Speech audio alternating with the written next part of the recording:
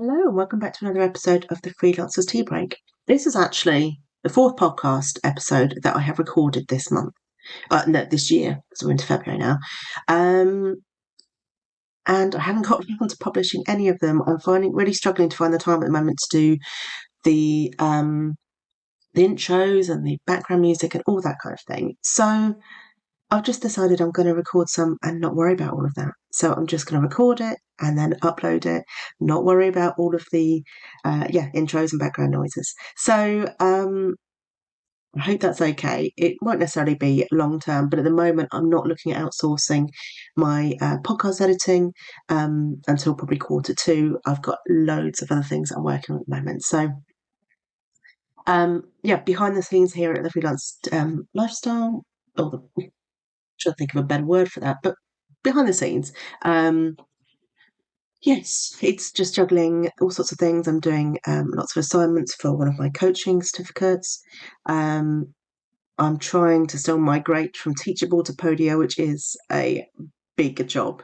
I also actually uploaded a little private podcast feed for anyone who's on the Freelance Lifestyle like courses. So any of the courses I do or the Freelance Business Lounge, they now have their own private podcast.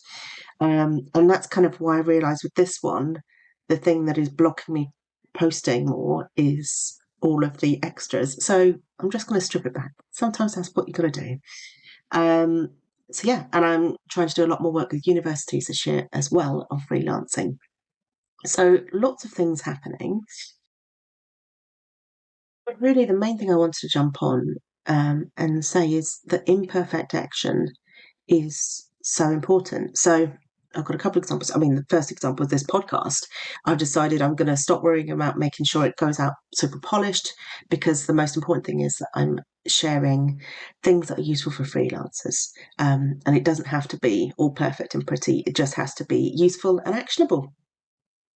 So the second thing was I set a little challenge for the members of my Freelance Business Lounge membership, which, if you're new here, it's a monthly membership where we have twice weekly calls. We'll be doing another one in about 10 minutes. Voxer access, but it has all of my courses in it, and a private Facebook group, and it's just a really friendly, lovely place for freelancers. Several of the other freelancers in the group run accountability calls or body doubling calls. It's quite a neurodivergent friendly place.